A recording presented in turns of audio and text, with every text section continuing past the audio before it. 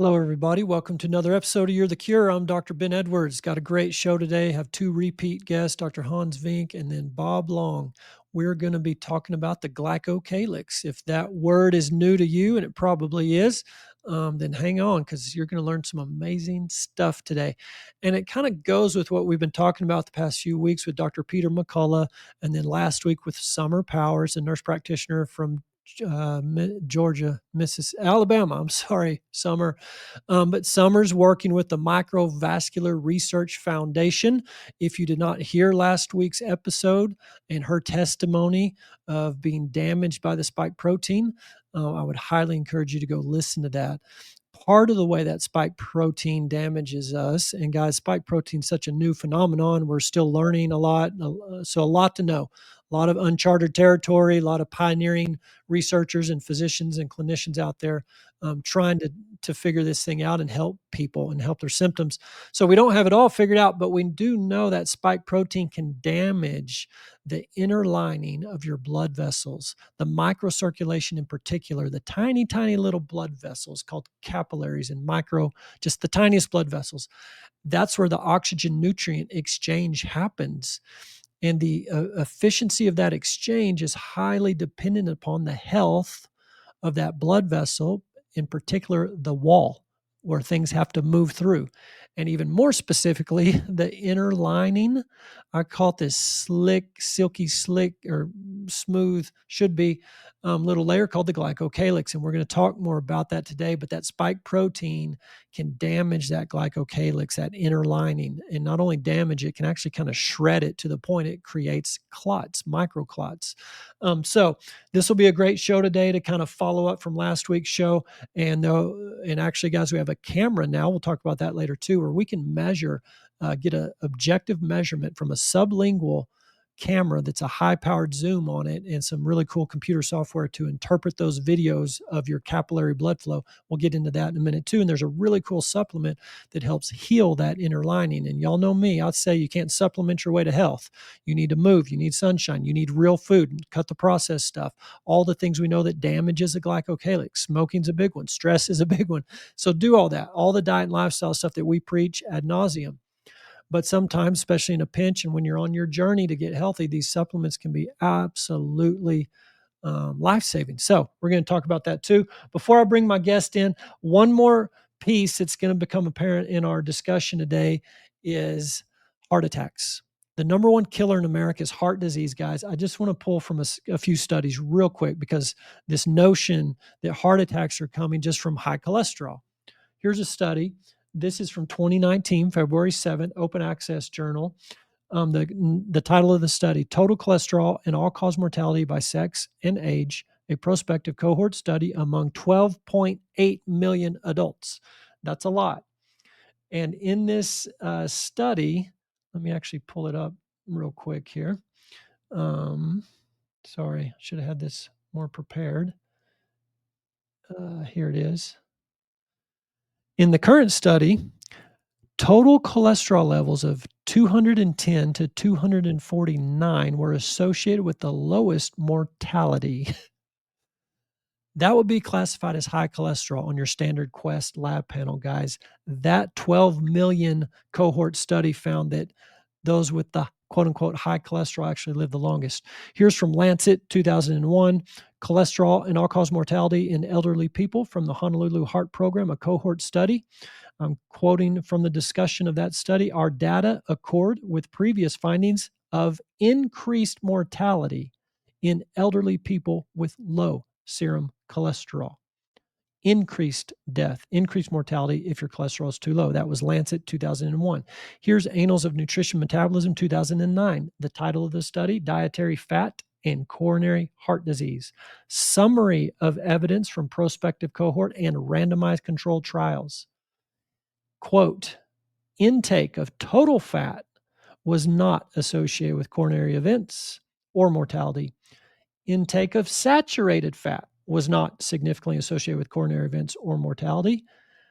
Fatal heart disease was not reduced by low-fat diets or replacing saturated animal fats with polyunsaturated vegetable fats, i.e. seed oils. Next study, American Journal of Clinical Nutrition 2010, a large meta-analysis, prospective studies involving over 350,000 participants found no association between saturated fat and heart disease. Next one, Open Heart 2015. That's a journal, Open Heart 2015.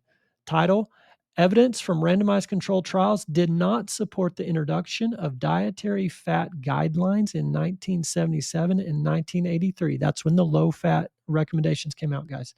A systemic review and meta-analysis, quote, the present review concludes that dietary advice not merely needs review, it should not have been introduced.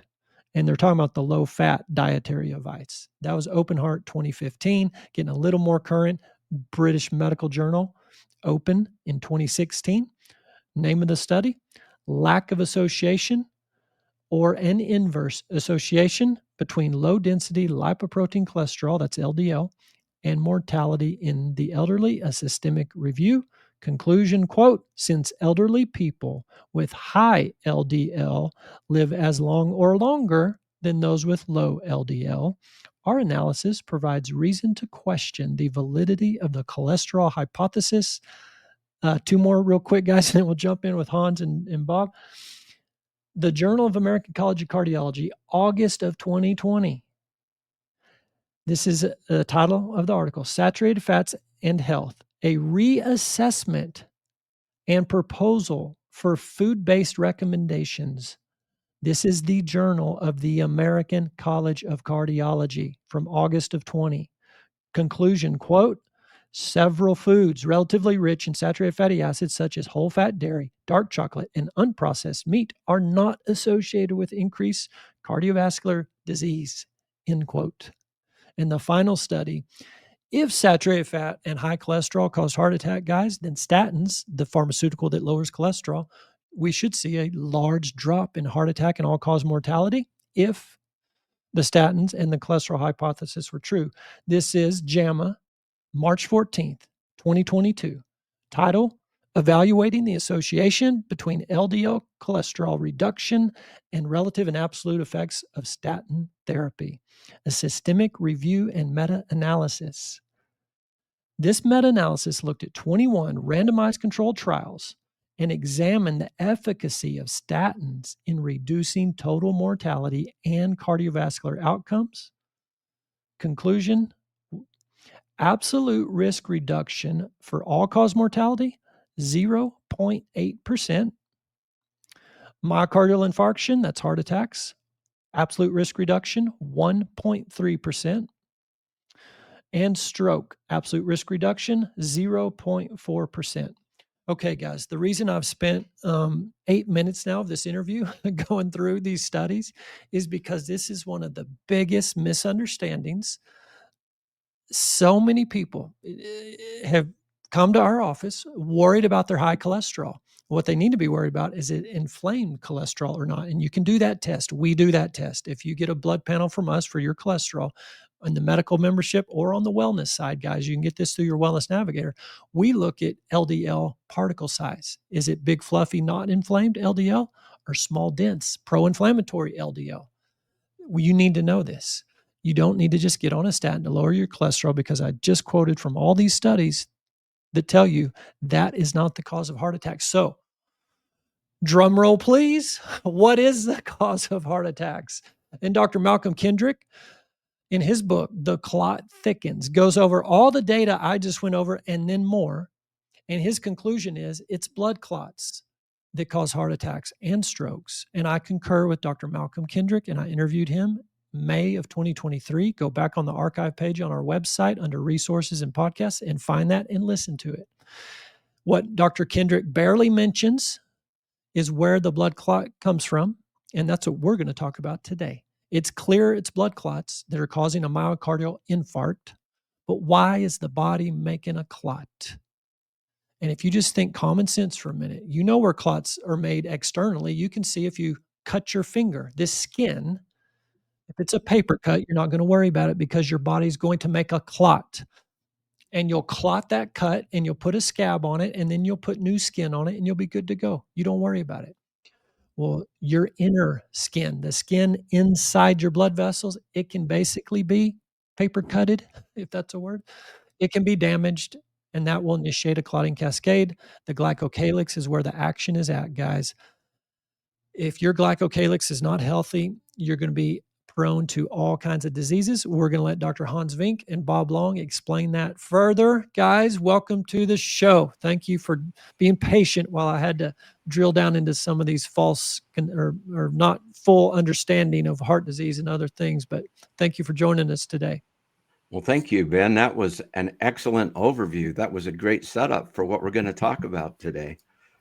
Well, great. I hope it was and didn't bore you too much. But Bob, let's start with you. So, guys, we've got Dr. Hans Vink, researcher, PhD, and then Bob Long, I would say CEO, entrepreneur, businessman. But Bob, I'll let you kind of share more of who you are, where you came from. Why would you be on a podcast, talking about scientific doctory things if you're a businessman?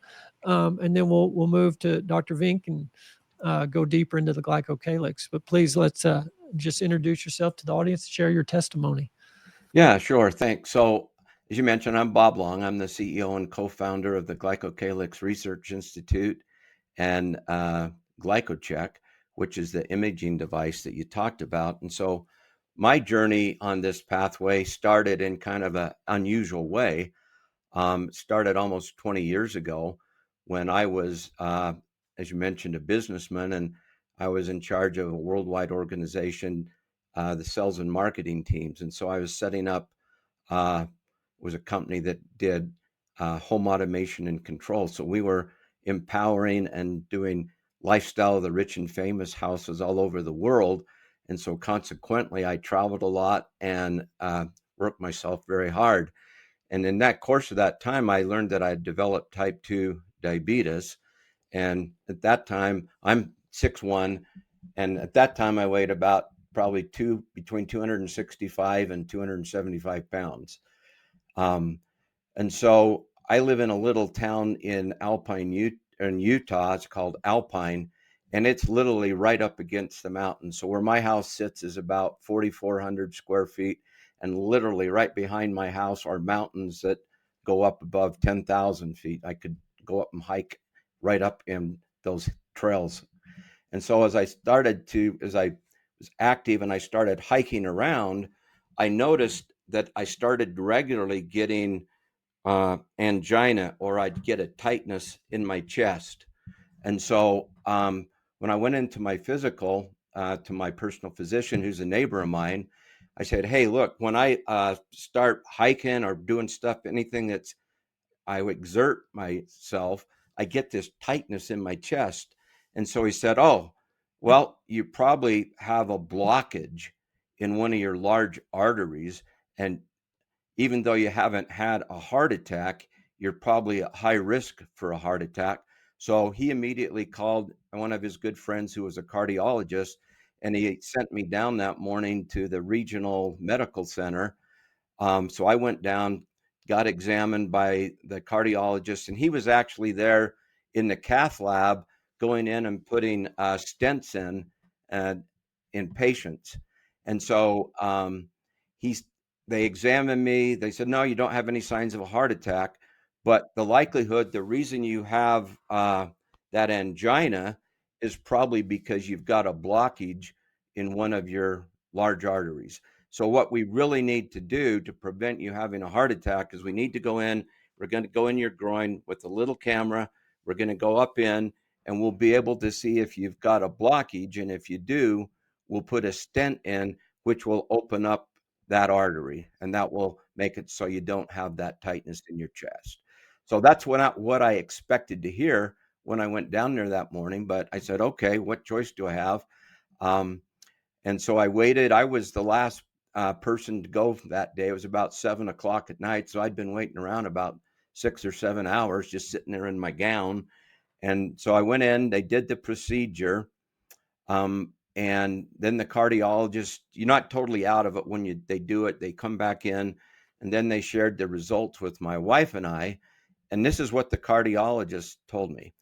He said, I've got good news and I've got bad news. I said, well, okay, give me the good news first. And he goes, well, good news, you didn't have any blockages. We didn't have to put a stent in. Your arteries are fine.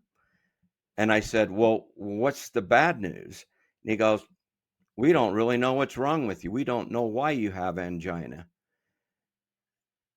And I said, okay, so what do you recommend? And so he sat down and he wrote out probably 5 or 6 prescriptions.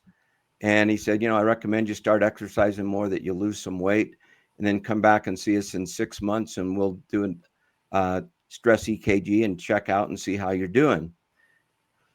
And I said, well, how long will I need to take these meds? And he said, oh, the rest of your life. And so at that time, we'd actually just sold that company that I was working for. So I was figuring out, what am I going to do with my next adventure in life? And I went home and I started thinking about what I had just experienced. And the more I thought about it, I probably had a goofy reaction compared to most people, but it kind of made me mad. And I wasn't mad at the cardiologist. What I was mad about, because he was just doing what he thought was best and what he was trained to do. What I was mad about was that they didn't know what was wrong with me.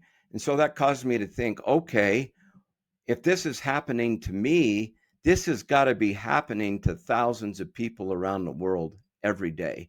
And this is the best that medical science has to offer right now. And as I said, that was about 16 or 17 years ago. And so because I had time and I had made a good exit from that company, I had time and money. And so I decided, I'm going to figure out what's happening to Bob, what's wrong with Bob, because nobody could tell me. And so by accident, I was introduced by a friend of mine to the concept of the endothelial glycocalyx. And when he first said glycocalyx, I go, the what? He said, have you ever heard of the glycocalyx? And I said, no. In fact, when I actually wrote it down so I could say it phonetically, glycocalyx, because it's a hard word to say if it doesn't roll off your tongue easily.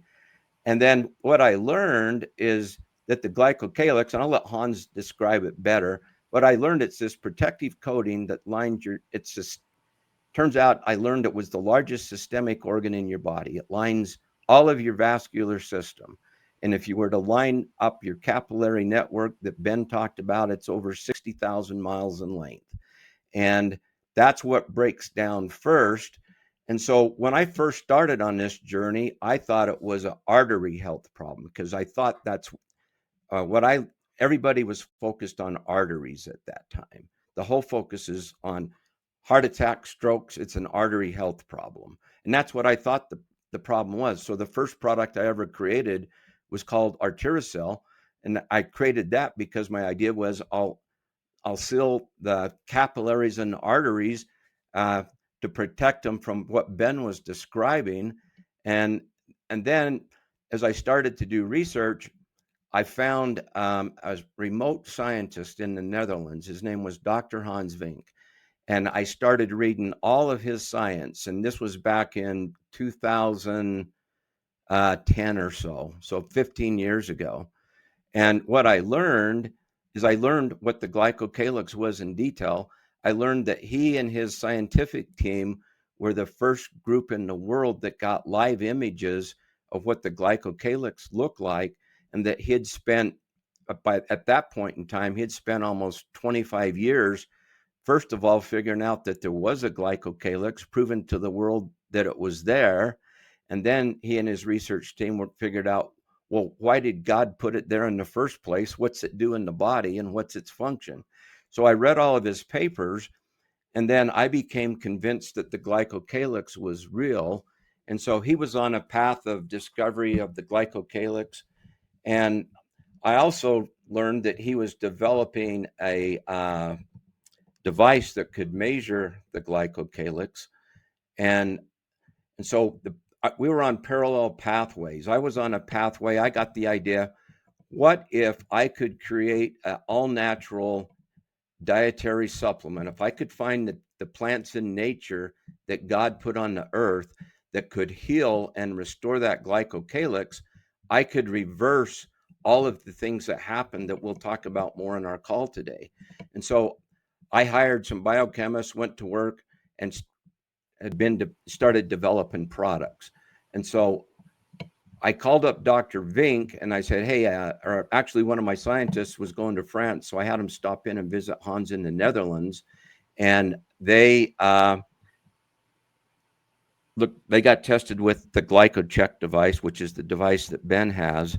And then they told him that their boss wanted to come over and meet Hans. Would he be willing to entertain a meeting with me? And he said, absolutely. So I flew over, and by then I'd had my first product out and had been taking it for a while.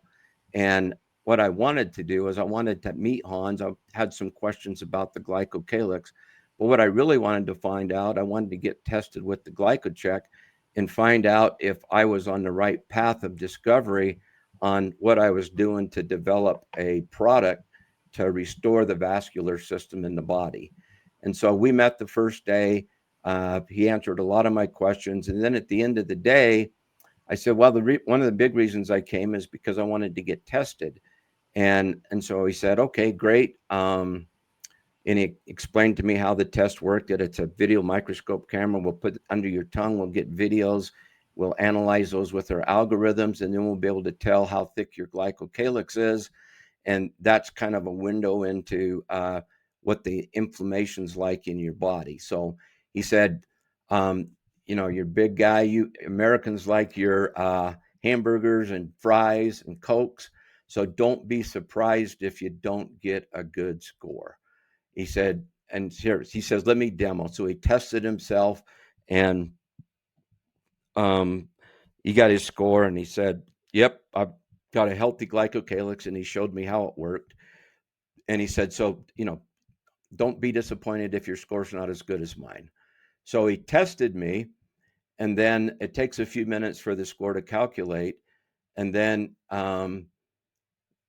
there's another guy there with him named Peter, and they started talking in Dutch. And I said, whoa, I don't understand what you guys are saying. I don't speak Dutch. So was it good or was it bad? And he said, well, let's test you one more time. So they tested me again, and same thing. So then I said, well, did I pass or did I fail? And he said, I am a little confused.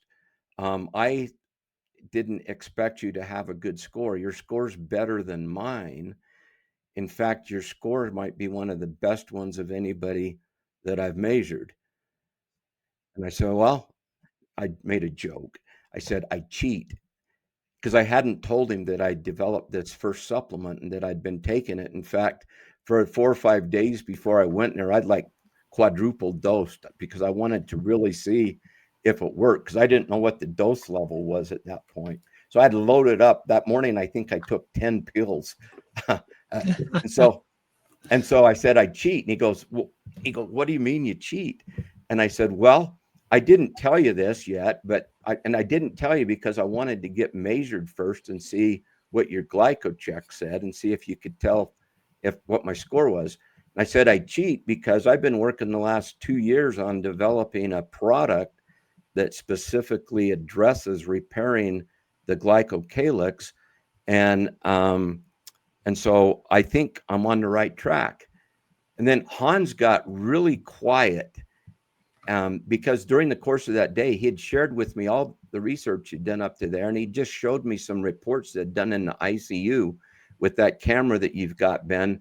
They can tell with 100% accuracy who's going to live or die based on how thick that glycocalyx is. They can even identify it now in patients when they come into the emergency room, and identifies those that have a high likelihood of developing sepsis very quickly. And so we agreed at that point in time. So what the reason Hans got emotional, and what he said is, he says, Bob, I've spent the last 25 years of my life. I first had to convince the world that there was a glycocalyx. Now they all know there's a glycocalyx, or a lot of people do, most, at least in the research community. But everybody asked me the same question. So what do you do about it? And he said, I work with a lot of drug companies. We develop drugs. And in fact, I've even told some drug companies that some of the drugs they do actually break down the glycocalyx. But he said, I didn't ever imagine that somebody, he said, I always knew somebody would develop a product, but I never in my mind imagined that you could do it with natural ingredients from plants. And so he said, Bob, I think you've discovered the so what. And the so what was, how do we fix it? And so that was about many years ago. So that day we formed a strong relationship. I bought 3 of the first Glycocheck devices that ever existed, used them in my research of developing products, hired Hans as a consultant. We eventually formed our own company together, and we've been working together for many years now. And so that's how I came to be involved in this.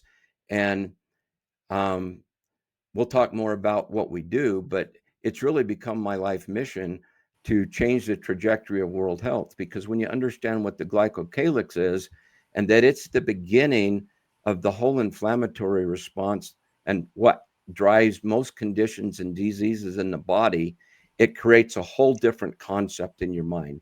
And that's why I've dedicated everything that I've been doing the last many years working with Hans to furthering the science and the innovations that we come up with. Hey, everybody, quick break from the show. I've got something really special to share with you.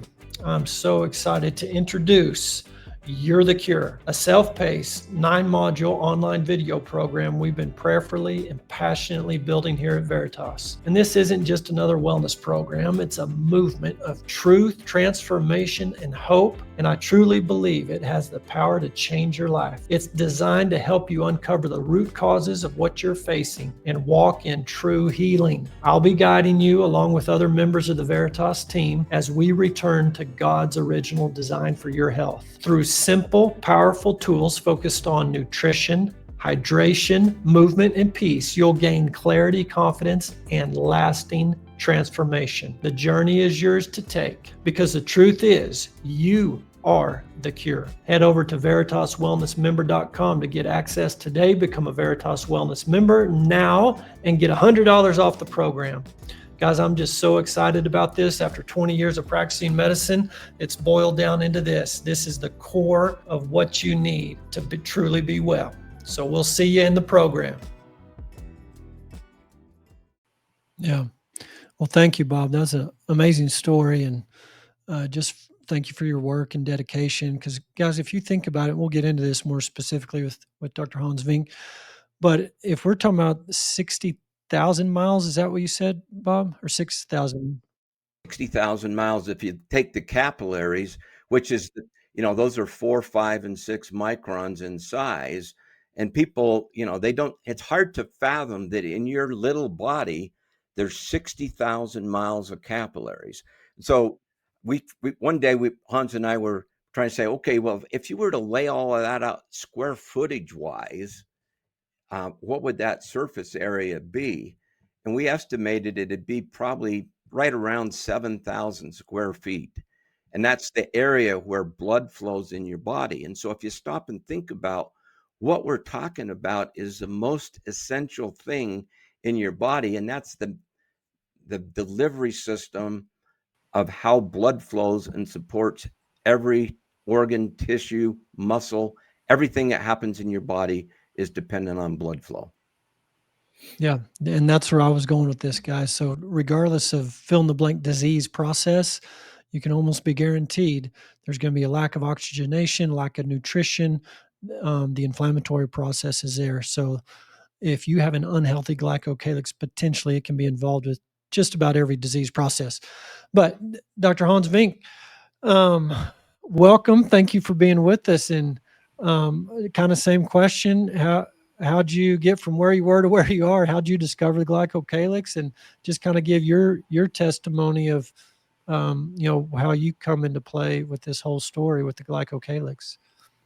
Well, thank you so much, Ben. It's a real pleasure to be here again with you. I would like to circle back where you started on your discussions with Dr. Kendrick.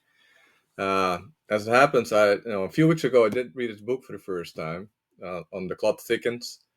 And he's very clear. He's all that blood clots are causing a lot of the cardiovascular issues. But I didn't expect that he actually mentioned glycocalyx. So he showed, if you address the question, why do blood clots stick to the wall? He started mentioning he shows on page 89 a nice picture of glycocalyx that my team made a couple of decades ago.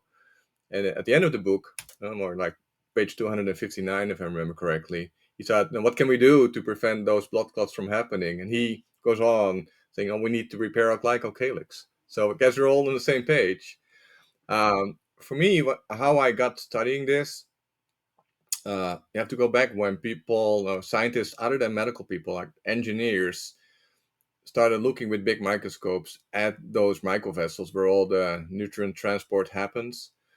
And the moment they started doing this in the 1960s, 1970s, getting real video images of red cells flowing through those small capillary blood vessels, the first thing they noticed, and that created a lot of discussions, is there appears to be very little blood volume in those small blood vessels. If you look at individual red blood cells, and you count how many are present in those capillaries, and you try to estimate what the volume fraction of red blood cells is in the blood in those microvessels, their estimates were that red cells only occupy about 5% or 10% of the volume of those small blood vessels. Now, if you, just as a comparison, if you go to your physician and they take a blood sample from a large vein, blood basically consists of red blood cells, small particles where hemoglobin binds oxygen, and it's about 50% of your blood volume. The other 50% is transparent salt solution called plasma. So if you spin it down in the centrifuge, half of your tube is red blood cells and 50% is plasma. Well, that's 10 times higher than those estimates from the microvasculature. Only 5% or 10% of the blood appears to be filled with red blood cells. So that triggered a big discussion. What happens? Is blood really diluted tenfold and red cells go somewhere else? Or are we misestimating red cell content? And there's something else inside those tiny microvessels that take up a lot of volume, and there's very little volume available for blood to flow through. And that's pretty much when I entered that field in the 1980s. I started working with my mentor called Brian Dooling in Charlottesville, Virginia. He was one of those leading microvascular scientists at that time, and I started using his microscopes, looking at those tiny microvessels. And one thing that he did do just before I entered his lab, he made very tiny needles, micropipettes, small enough to puncture individual capillary blood vessels. So those are tiny, tiny blood vessels, so small that red cells have to go in one by one and really be squeezed to get in. So he made tiny micropipettes, tips smaller than 3 or 4 microns in diameter, and he could actually collect blood flowing through those capillaries, individual capillaries.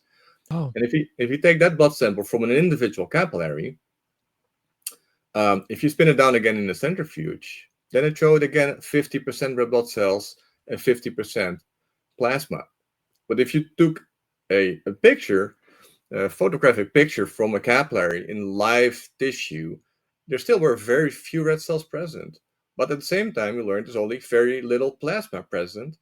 And a lot of the volume inside those tubes was filled with something else, something transparent and very difficult to see. So he, at that time, hypothesized that something else was inside those capillary tubes with a volume that's the same as blood volume or twice or 3 times more than blood volume, and thereby limiting access of blood inside those capillaries. So the blood content itself would not be diluted, but very little blood volume would be able to flow through those capillaries, but something else was taking a lot of space.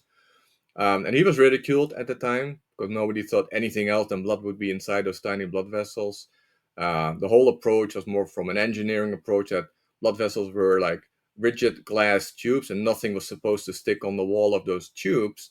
But he hypothesized maybe something else is inside there. And looking at other tissues, like if you touch the surface of your eye, or you have touch the skin of a fish, for instance, it all feels very slippery. And the reason it feels slippery is that pretty much any surface of any living tissue that's exposed to an external environment is protected by this slippery coating of what they called at that time like slimy coating or mucopolysaccharides, which turns out, the same material as glycocalyx is made of, polysaccharides like hyaluronic acid, heparin-like molecules like heparin sulfates. So he hypothesized that maybe also the inside of your blood vessel tubes, the lining, the inner lining is made of endothelial cells, might be covered by this slimy mucopolysaccharide matrix occupying a lot of volume, thereby artificially lowering red cell content. So that's when I entered that field of research, and my challenge was to find evidence that really something is sticking inside those small blood vessels. And it took me a long time. So I started injecting all kinds of dye-labeled proteins to see if something would stick to the wall as evidence that there is something sticking to the wall. And for 2 years, I completely failed showing that anything stick to the wall. But what I did realize at some point, if I look at the capillary before I injected anything, then indeed there was only very few red blood cells in the capillary.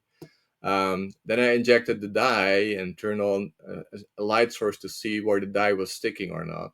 And there was a very bright light to turn on to visualize those dye-labeled molecules. And a minute later, I turned the light source off and looked at the capillary again. And then I realized that, comparing the before and after turning on the light, the red cell content tripled, almost quadrupled within a minute. And actually only the center part of the vessel was exposed to the light. So you had part of the capillary, proximal and distal of that area that exposed to light. In those proximal and distal areas, red cell content was still low. So the blood content didn't change, but only in the area that exposed to high intensity light, suddenly there were 3 times or more red cells present per length of capillary. So that showed us that if glycocalyx was in there, then if it would take up volume, whatever we did with the light source, we killed it. So we paid more close attention to what happened as soon as we turned on the light. And then we realized if you carefully how red cells flowing through a capillary, even though they have to be squeezed through, they never touch the wall. There's always a significant gap between the center of the vessel where red cells are flowing together with plasma, and there's about a 1 micron gap separating the luminal part where blood flows from the endothelial surface that makes up the wall. And if you do the math, if you have a 5 micron diameter capillary with a micron border zone on the surface of the wall on either side, volume of microvessels goes by the square of the diameter. So, the anatomical diameter would be 5 squared is 25, but the actually blood perfused diameter was not 5 microns, but only 3 microns, because on either side is a micron of space where blood wouldn't flow. With 3 micron is 9. So only 9 out of 25 is blood perfused in a healthy resting capillary. And it means that 16 out of 25 is occupied by something else. It turns out it's occupied by this transparent gel that turns out to be crucial for vascular health called glycocalyx. So there's twice as many glycocalyx volume in a capillary compared to blood volume.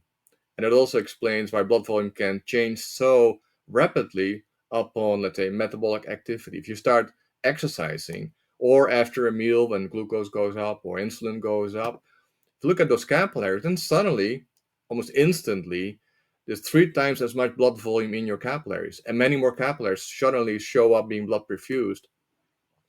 And after you recover from your exercise, it goes back to lower red cell content. So glycocalyx not only occupies a lot of volume in these small capillaries, but also it's very dynamic and adjusts to metabolic needs. So it controls how efficient your microvascular system can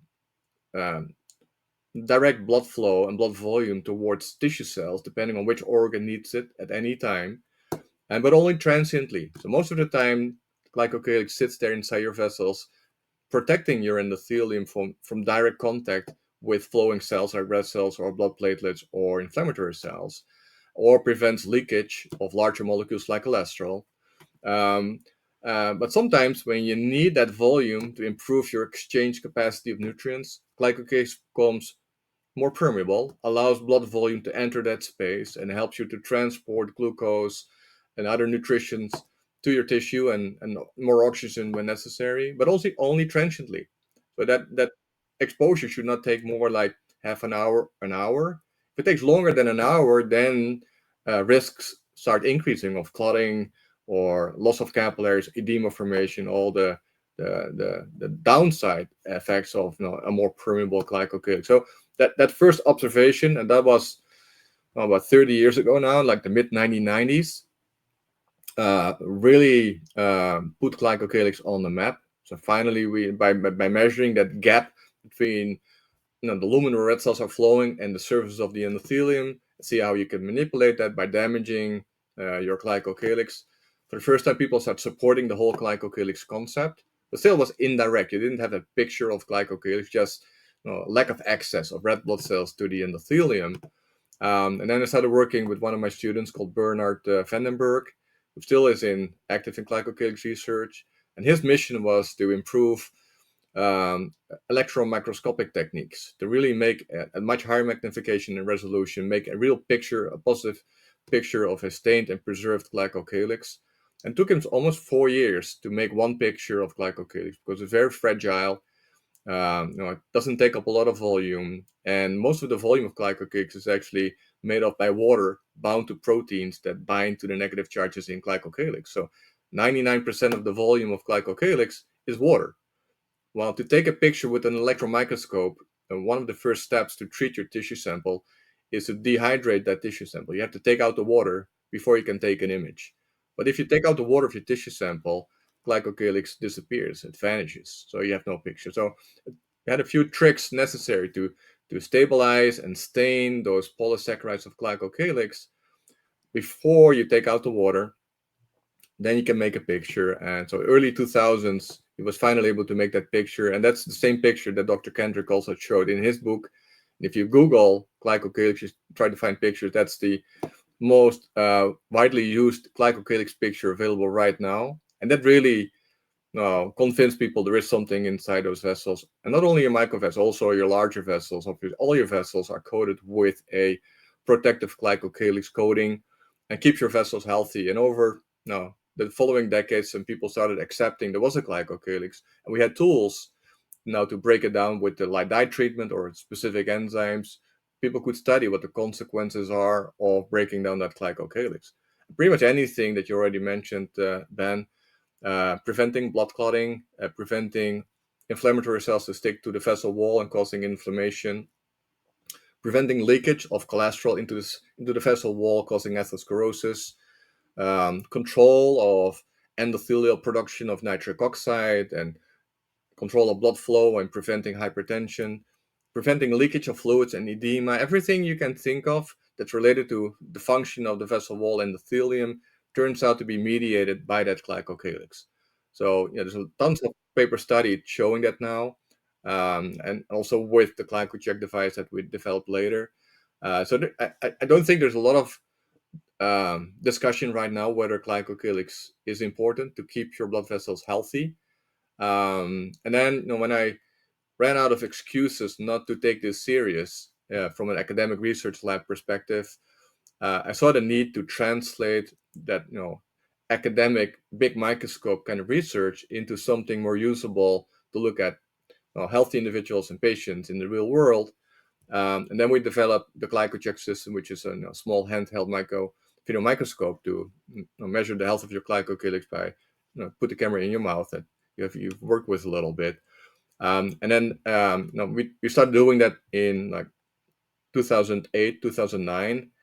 And that was pretty much when Bob started getting interested in glycocalyx. He realized I was developing the GlycoCheck system, and I was traveling the country back in the Netherlands and measuring people's glycocalyx and microvascular health. And obviously, people would ask, what can I do to improve the health of my glycocalyx? And like you, I said, no, do what people tell you to do. Exercise more, watch your diet, stop smoking, control your blood sugar, all the general health advice. But everybody knows someone that doesn't do that and still lives healthy to become 100 years old. So there's always why for me, I could probably drink and eat as much as I want and don't need to exercise and I'll be okay. But measuring with the GlycoCheck device, their health of the microvasculature, they needed more than just the general advice. And luckily for me, that's when I got Bob's call. like 2011 or 12. And from that point on, we worked together to improve the formula for the therapeutic. And over the last years, we've done a lot of clinical trials now, real scientifically based studies on different patient groups to see if we repair your glycocalyx with a supplement, can we also help make patients better, restore organ function, and really help people to live a healthier life. Yeah, that's awesome. And maybe we can highlight, a couple of those clinical applications of where y'all have seen end organ damage be reversed or improved. But I just want to summarize real quick because that was a great, great explanation. But for the audience, it might have got lost in some of that, guys. Kind of like I said at the top of the show, basically you can think of this glycocalyx as like a slick inner lining, and it's 99% water, actually, Hans said, and it has a negative charge to it. So just imagine this little pipe, little capillary with this nice watery, slick, slippery layer on the inside with the negative charge. Think of two magnets, negative to negative, they repel. So things flowing through that blood vessel won't scrape the inner lining of your blood vessel wall and cause the damage. You may have heard about, heart disease or coronary heart attacks can be associated with heavy metals or dental bacteria or microplastics. Recently read a study on that, how microplastics are found in the plaque of the coronary artery blockage. But all these different things flowing through the blood vessel, if you had a healthy glycocalyx with a negative charge to it, all that heavy metal, bacteria, microplastic, whatever, should just keep flowing right on down, and not have an opportunity to damage that blood vessel and initiate that whole clotting cascade that Dr. Malcolm Kendrick talks about, guys. So just want to kind of summarize that. It's incredible, this glycocalyx, and you can get a lot done by keeping that healthy. But maybe, Hans, could you talk about one or two studies? I don't know whether it be chronic kidney disease or if there's any coronary studies or eye disease or long COVID, just some clinical applications. Yeah, a lot is going on, Ben, so it would take more time than we have to talk about all of them. I think that the few that I want to highlight is studies on diabetes and kidney disease. So diabetes has been a long interest of ours to see whether the cardiovascular complications that people see in diabetes, including kidney disease, are they glycocalyx related? There's a lot of data showing now in the early stages, people starting becoming diabetic and their blood glucose levels are rising and their insulin levels are rising. That has a clear damaging impact on your glycocalyx. And one of the consequences is if you go to the kidney, you also have specialized capillaries in your kidney that take care of the filtration function of the kidney. So those capillaries are called glomerular capillaries, and they're specialized. They have big openings in the endothelium that allow a lot of fluid to be filtered and to take out the toxins and produce urine. And for a long, long time, because of these large openings in the endothelial cells of the kidney capillaries, um, people didn't consider the endothelium as an important barrier to protect protein loss. Now, if you have early set kidney disease, you see a lot of protein showing up in the urine, and the protein is lost from your vascular space. But for a long, long time, the kidney specialist didn't consider your kidney capillary endothelium as a barrier preventing that protein loss because of these big openings for the fluid filtration. Well, that turned around when we realized that those big holes in your endothelium are actually not holes, they are filled with glycocalyx. So glycocalyx is highly permeable for water. So a lot of the fluid filtration can happen in those kidney capillaries, but you don't lose proteins like albumin because there's glycocalyx that prevent that loss. And as soon as you're exposed to high glucose or high insulin, like in diabetes, that also damage your glycocalyx in your kidney capillaries. And you then start losing albumin protein from blood plasma through those endothelial cells, and that triggers a cascade that causes kidney failure. So keeping your kidney capillaries healthy also will help you to preserve or restore kidney function. And one of the studies that we did in many different occasions is repairing the glycocalyx in people with diabetes and in impaired kidney function.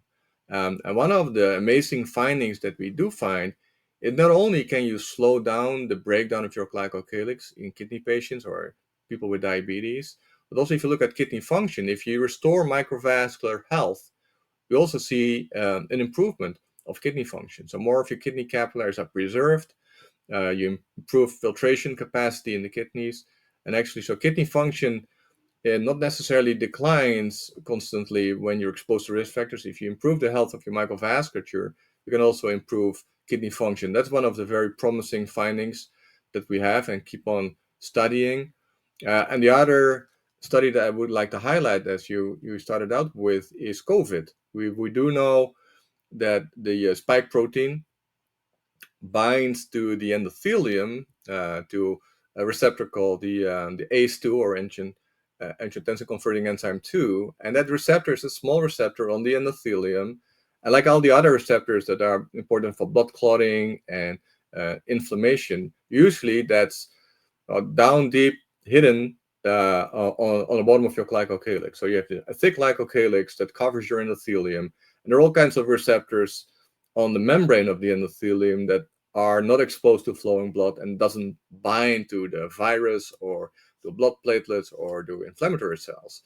But in individuals that are already at higher risk because of a compromised glycocalyx, their endothelium is more exposed and higher risk of binding of blood platelets or leukocytes or the spike protein to the endothelium. And when that happens, it activates your endothelium and it sheds your glycocalyx. And downstream of that event, triggers a lot of the cardiovascular complications as a result of damaging your glycocalyx. And then in some individuals, so we measured, glycocalyx damage in COVID patients and really sick COVID patients in the ICU. One of the consequences is, of those really sick COVID patients in the ICU that are on the mechanical ventilator, if you damage your glycocalyx, you destroy many of your capillaries. So we've done studies showing that you lose about 90% or more of your small capillaries in most of your organs when you're really sick of COVID. Well, you can understand if you lose 90% of your capillaries in your kidney or your brain or your heart, it's almost impossible to get enough nutrients to your organ cells. And there's very high likelihood that those organs will shut down and cause all kinds of complications. But in addition to that acute damage, we also realize that some people that are exposed to COVID, and they don't really have to get really, really sick, but after they recover, they still have all kinds of secondary complications. They're tired, they cannot focus very well, their exercise performance is way down, they don't really function as they used to do. So we did some follow-up studies on long-haul COVID patients and realized that even after a mild exposure and infection by the COVID virus, some people lose more than 50% of their microvasculature, and there's no trend of repair by their bodies itself, even after 2 years. There's no improvement of that damaged glycocalyx and microvasculature. So we were very interested to see if we start treating them with additional support with the Glycocalyx therapeutic, if we could help these individuals. And the first study just finished with a group that we worked with in Greece, in Europe, indeed showing that we can improve microvascular health within a few months of starting treatment with the Glycocalyx therapeutic. And in addition to improve microvasculature, also large vessel health. If you look at large vessel stiffness, for instance, which is a very good indicator of cardiovascular risk, we see a significant improvement of large vessel stiffness. And on top of that, we saw a clear improvement of heart function, of coronary flow reserve. So yes, there is significant support and clear evidence that if you improve your glycocalyx, you can improve vascular health, both large vessels and your microvasculature. And if you do that, also organ function will improve. So I think we can help a lot of people by repairing their glycocalyx and at different patient groups improve their organ health. Okay, great. We've got a few 8 or 10 minutes left. Maybe could we talk about the actual glycocheck machine? Just imagine a patient sitting in the room and you're trying to explain the camera and even how to place it, because I'm going to use this podcast as actually part of the training for the clients that are going to come in to be measured. But maybe just explain a little bit about what the camera's doing and what the software is doing to analyze those images. It's super simple, Ben. It's a small handheld camera that you put in your mouth, and there's a green light on the tip of the camera lens. And the reason your blood is red, has red color, is red blood cells, they absorb green light. So they don't reflect green light, they only reflect the other wavelengths, including red light. So that's why they look red. So if you green light, you put it on the bottom of your mouth, the light scatters around, is absorbed in your red blood cells, and the light that's not absorbed is bounced back into the camera. So your tissue looks white, and everywhere red blood cells are, it looks dark. So you actually see with the microscope camera, you see red blood cells flowing through your capillaries on the bottom of your mouth. And it turns out, wherever you measure, either the bottom of your mouth or on your eye or armpit or any other surface tissue that's accessible to put the camera on, it's all one big network of cardiovascular system. And if you are being exposed to risk, you'll see breakdown of your capillaries and glycocalyx sublingual, but also in other tissues. So it's just an easy place to measure. So what we do basically, we measure two things. We count the number of capillaries, because if you're exposed to risk factors, you damage your capillaries and the number will go down.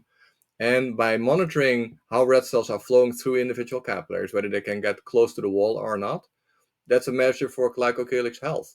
So we measure how deep red cells can penetrate into glycocalyx. We call that the perfused boundary region. So the deeper the red cells penetrate into glycocalyx, the bigger that perfused boundary region, the more damage of your glycocalyx. And then we combine your number of capillaries with the level of damage of your glycocalyx to present a microvascular health score. And the higher, the better. So that gives people an almost instant assessment of their microvascular and glycocalyx health, and also allows them to monitor that whatever they're trying to do to stay healthy or improve their health, including the Revasca glycocalyx supplement, whether it's effective for them or whether they need to double up the dose, and at the same time monitor glycocalyx health and microvascular health, and then compare that how well they're doing, if they're recovering from a disease or in general feel more fit and more focused. Yeah. And what are some of the important things for the client or patient to remember prior to the scan, as far as fasting, hydration, stress, coffee, stuff like that? You want to add some of that to that discussion, Bob? So that's an important thing, because I've probably tested more people than anybody in the world. And the biggest thing that I think that makes the biggest difference, hydration is important.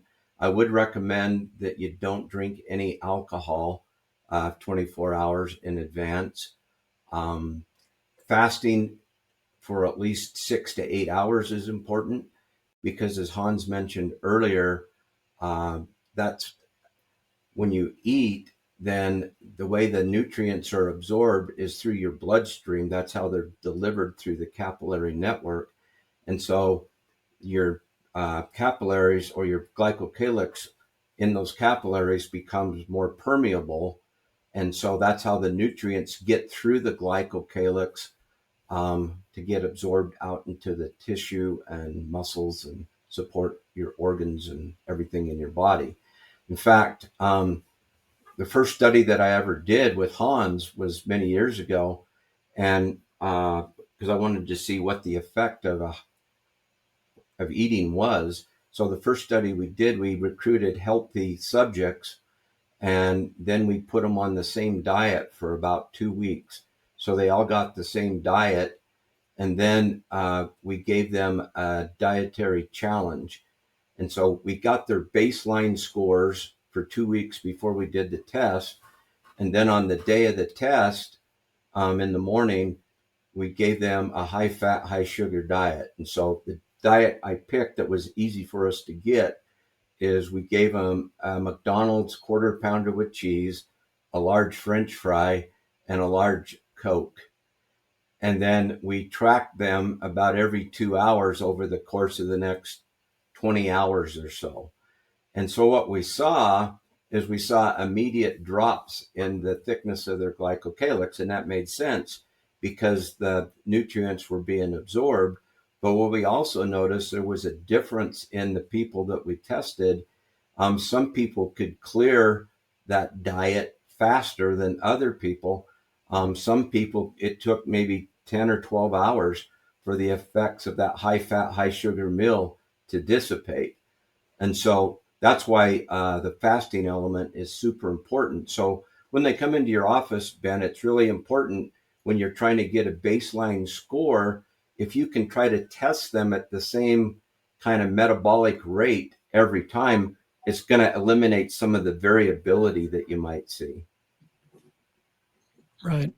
So basically, this will establish a good baseline if they're able to come in the morning fasting, plenty of hydration, no alcohol in 24 hours. That'll give you a good baseline. Obviously, after a meal, you're going to see changes immediately after the meal, but we want that baseline. So that's really good. And guys, we are going to open this up soon. We'll put an announcement out in the newsletter with all the details, or you can email the clinic and we'll be getting those details soon so we can start scanning people. We just have a couple minutes. Either one of y'all, Bob or Hans, I want to talk just briefly about Revasca. And for my audience, y'all know me, I'm all about diet and lifestyle and get real food and get sunshine and grounding and movement and good structured water into you. Because that structured water makes, we want to keep that glycocalyx structured or negative charge. So that's always a foundation. But there is supplemental plant nutrients, power packed into this supplement. And especially if you've been a standard American for a while, or if you're symptomatic, high blood pressure, angina, kidney disease, long COVID, lots of other things, you may want to explore additional things, meaning supplementation. So could y'all speak to that a little bit? I know it's probably proprietary as far as ingredients maybe, but just talk a little bit about the supplement Revasca. Sure, I could do that. That's been my quest for about 18 years now. So Revasca is our third generation product, and it's the most powerful product to date. And so what we found and tested are ingredients that are found in nature, and we've tested those and done lots of studies on them. But what the ingredients really do is the first thing that they do is they immediately go out and restore those holes in the glycocalyx. So your example of that slick surface that you gave, Ben, the first example I ever told people when I first started explaining this is I said it was Teflon-like. That's a good example. People know Teflon frying pans. If you use a metal spatula and scratch them, then food starts to stick. Well, that's kind of how the glycocalyx is. But then the more I started to understand it, I realized it's really more like Gore-Tex, meaning that you can wear a Gore-Tex jacket, it repels the rain and everything, but it lets air and stuff through. And so I hope the glycocalyx is essential, that thick glycocalyx is essential to repel all the things we've been talking about. And so some of the compounds specifically target and rebuild the glycocalyx. And because they're absorbed in the gut and get into the bloodstream, that happens almost immediately. So it's automatically going out and it's repaving and recoding that glycocalyx systemically through your body. The next thing that we include in there would be antioxidants. So everybody knows, or you probably preach, that oxidative stress is bad. But I always say, okay, well, why is oxidative stress bad? Oxidative stress is bad because that's part of what tears down the glycocalyx. And so we introduce super polyphenols and ingredients that specifically restore the antioxidants that your body produces naturally. And those antioxidants are actually stored in that glycocalyx gel matrix that we've been talking about today. And so we boost that. Another thing that we do is, you've probably talked on your show where we can come back and talk about the importance of nitric oxide production. Nitric oxide production is produced in your a large part of it's in your capillary network. As the red blood cells flow through, it stimulates part of the glycocalyx and triggers the endothelial cells to produce nitric oxide. That's super important because that's what regulates blood pressure. That's what keeps your vessels elastic, prevents them from becoming hardened, etc. Another thing that we do is we prevent the breakdown with the polyphenols, and we restore the glycocalyx. And then the last thing that we do is we also, do a couple of other things. One of the ingredients has a super immune factor in that it helps stop the things that are breaking down the glycocalyx. For example, COVID viruses or other toxins that people are exposed to. So we're really, with the formula, it's really specialized in that it rebuilds the glycocalyx matrix. We stop the breakdown, and then we provide the body the nutrients that it needs that you don't get in your diet in any other way. And they're super concentrated in high extract levels to make that glycocalyx work. And so one thing I just add on that device you've got in your office, Ben, that you're going to find real interesting as you start testing your patients is you're going to be able to see all those patients that had COVID.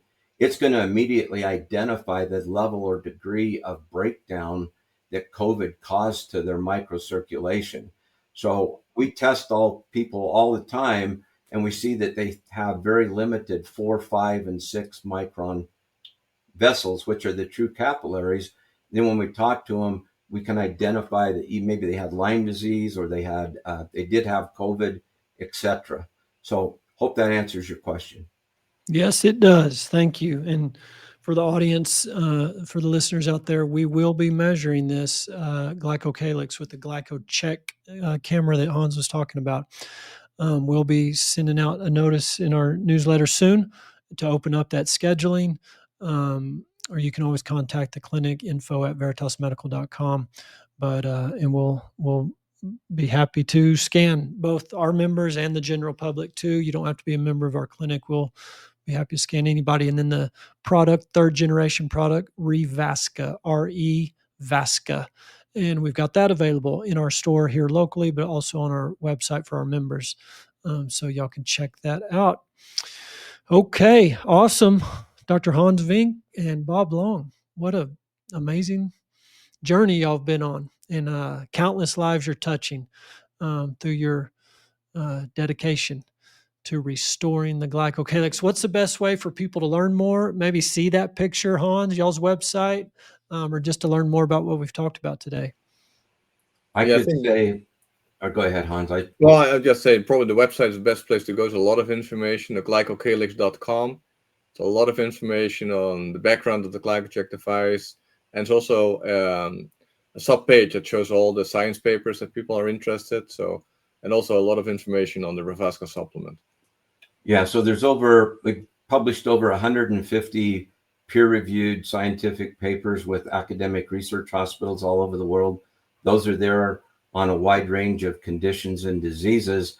Another thing, if they want to take a deeper dive into the topics we talked about today, is they could go to our YouTube channel. It's The Future of Vascular Health. So that's on either iTunes, Spotify, or YouTube.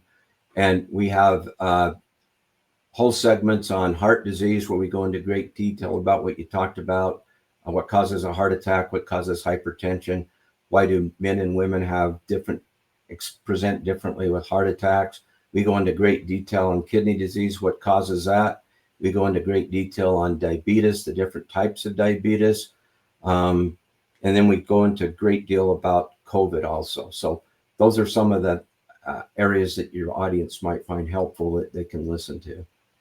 Awesome. Great, guys. So glycocalyx.com, GLYCOCALYX.com. Dr. Hans Vink, Bob Long, thank you very much for joining us today. Been very enlightening and encouraging. Thank y'all for coming on the show. Okay. All right, everybody. That's another episode of You're the Cure. I'm Dr. Ben Edwards. This will be on all the podcast platforms, YouTube, our website, VeritasWellnessMember.com. We'll see you next week with another great show. Bye-bye.